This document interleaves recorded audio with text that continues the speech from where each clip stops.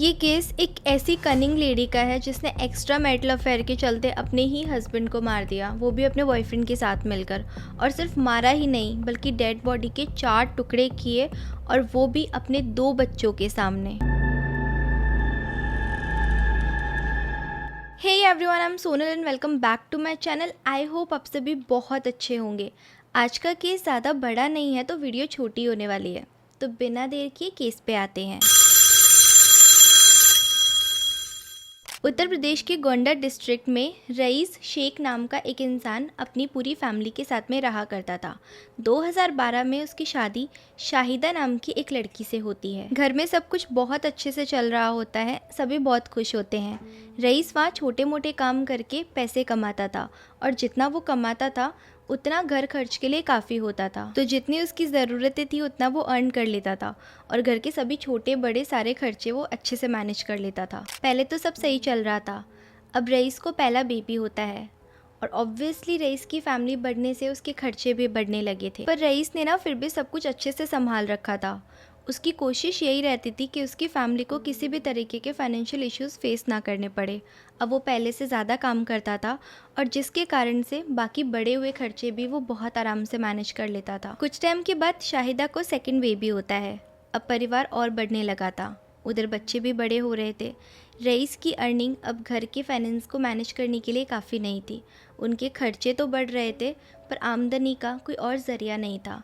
Rice अब clearly struggle कर रहा था। एक साइड में अर्निंग हो नहीं रही थी, दूसरे साइड में खर्चे बढ़े जा रहे थे, और उसकी अर्निंग से वो सारे खर्चे पूरे हो नहीं पा रहे थे। उसको परेशान देखकर उसकी एक नोन ने उसको एडवाइस दी कि वो मुंबई जाके जॉब करे, वहाँ बहुत सारी अपॉर्चुनिटीज़ है, सो वहाँ पे अर्निंग भी उसकी ज़्यादा होगी। उसके कहने पे रईस ने अपना पूरा मन बना लिया था कि वो मुंबई जाएगा और वहाँ जाके जॉब करेगा, ताकि वो अपने परिवार को एक बेहतर ज़िंदगी दे सके। और फिर घर आकर उसने अपनी मुंबई जाने वाली बात अपनी वाइफ शाहिदा को बताई। शाहिदा का पहले तो बहुत मन नहीं था, लेकिन फिर जब रईस ने उसको समझाया कि वहाँ पे जॉब अपॉर्चुनिटीज़ बहुत सारी है, वहाँ पे अर्निंग भी ज़्यादा होगी, और यहाँ पे तो हम क्लियरली स्ट्रगल कर ही रहे हैं, और जब वो मुंबई में एक बार सेटल हो जाएगा तो वो शाहिदा और दोनों बच्चों को भी वहीं बुला लेगा, और वहाँ पे वो उन सबको एक बेहतर ज़िंदगी देगा। अब रईस के समझाने पे शाहिदा मान जाती है। रईस ने अपना सामान पैक किया और वो मुंबई के लिए निकल गया। मुंबई में जॉब्स के लिए ट्राई किया, और फाइनली दहीसर में ही एक कपड़ों की शॉप पे उसकी एज ए सेल्समैन जॉब लग गई, और पैसे भी अच्छे मिल रहे थे। यहाँ मुंबई में उसने रावलपाड़ा में खान कंपाउंड में रेंट पे एक चॉल ली और वहीं रहने लगा। कुछ महीने ऐसे ही जॉब करने के बाद अब उससे अपनी वाइफ और बच्चों की ज़्यादा याद आने लगी थी, और उसे लगा कि अब शाहिदा और बच्चों को यहाँ पे बुला लेना चाहिए। जब उसने शाहिदा को ये बात बताई कि वो उन सबको लेने आ रहा है, तो वो बहुत खुश हुई। फिर गोंडा जाकर रईस शाहिदा और बच्चों को अपने साथ में लेकर मुंबई आ गया। यहाँ दिन बहुत अच्छे से बीत रहे थे। रईस खुश था कि अब जिंदगी अच्छे से कटेगी, लेकिन उसे ये नहीं पता था कि अपनी वाइफ को मुंबई लाना उसकी सबसे बड़ी भूल होगी। दहीसर में आने के कुछ ही टाइम के बाद शाहिदा अपने पड़ोस की चौल में रहने वाले एक लड़के अनिकेत मिश्रा उर्फ अमित को पसंद करने लगी थी। अमित और शाहिदा ने बात करना शुरू किया, और धीरे धीरे उनकी बातें और बढ़ने लगी। अब वो साथ में बहुत ज़्यादा टाइम स्पेंड करने लगे थे, और धीरे धीरे यही सब आगे चलकर एक एक्स्ट्रा मैरिटल अफेयर में कन्वर्ट हो गया। वो दोनों काफ़ी क्लोज आ गए थे, और उनके बीच में फिजिकल रिलेशन भी बनने लगा था। जैसे ही रईस काम पे जाता, शाहिदा तुरंत अमित को कॉल करके घर बुला लेती। उसके बाद वो पूरा दिन साथ में बिताते, और जैसे ही रईस के वापस आने का टाइम होता तुरंत वो वहाँ से चला जाता। और जब अनिकेत घर आता था तब शाहिदा अपने दोनों बच्चों को बाहर खेलने के लिए भेज देती थी, और घर में पूरा दिन शाहिदा और अमित दोनों ही होते थे। और ये सब चीज़ें बच्चों के सामने ही चल रही थी। अमित का आना जाना, शाहिदा के साथ में रुकना, टाइम स्पेंड करना, रूम में साथ जाना, बाहर आना, तो क्लियरली शाहिदा को अपने बच्चों से कोई अंतर पड़ ही नहीं रहा था। धीरे धीरे शाहिदा के बिहेवियर में चेंजेस आने लगे थे। वो रईस से काफ़ी दूर दूर रहने लगी थी।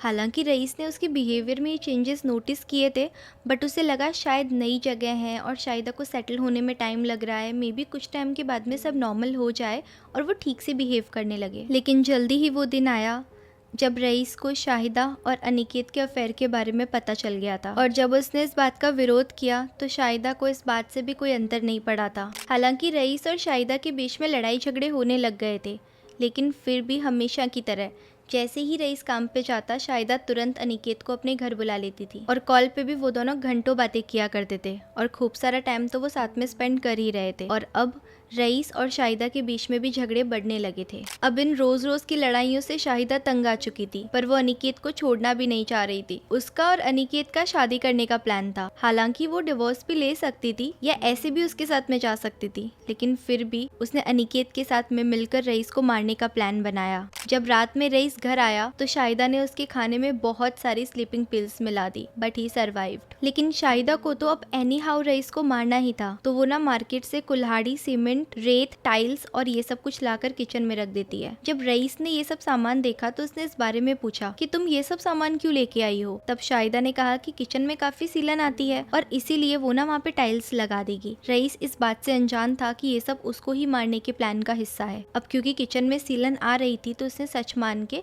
ये बात को साइड कर दिया था।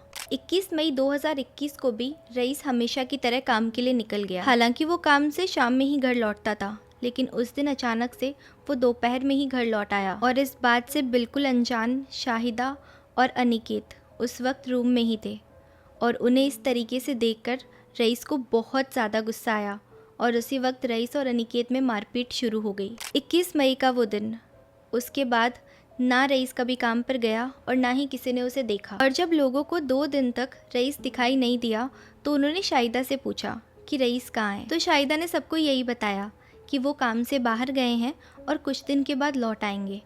अब यहाँ सबसे अजीब बात ये थी कि रईस तो काम के लिए बाहर गया था, लेकिन उसका फ़ोन तो घर पर ही था, तो सारे कॉल्स भी ना अब शाहिदा अटेंड करने लगी थी। मुंबई आने के बाद से ही ना रईस रोज़ाना अपने घर गोंडा में अपने परिवार वालों से बात किया करता था, लेकिन इस बार जब 2-3 दिन से उसका कॉल नहीं आया तो उसके छोटे भाई अनीस ने उसके फ़ोन पे कॉल्स करना शुरू किया, लेकिन कोई कॉल उठा ही नहीं रहा था। वरीड अनीस ने बार बार कॉल्स करने शुरू किए, तो फिर एक दिन अचानक से शाहिदा ने फ़ोन उठाया। अनीस ने जब उससे अपने भाई के बारे में पूछा तो शाहिदा ने वही बताया जो उसने बाकी लोगों को बता रखा था। शाहिदा ने कहा कि रईस काम पर गया है पर फ़ोन यहीं छोड़ गया, लेकिन इस बात पर यकीन करना अनीस के लिए मुश्किल था, क्योंकि एक तो रईस रोज बात करता था और दूसरा ऐसे प्लान्स वो उसके साथ में शेयर करता था, लेकिन इस बार बाहर जाने को लेकर उसने उसे कुछ भी नहीं बताया था। तो अनीस का शक और ज्यादा बढ़ गया। उसने डिसाइड किया कि मुंबई जाके खुद पता लगाएगा। उसने शाहिदा से कहा कि वो मुंबई आ रहा है। अनीस की मुंबई आने की बात सुनकर शाहिदा डर गई।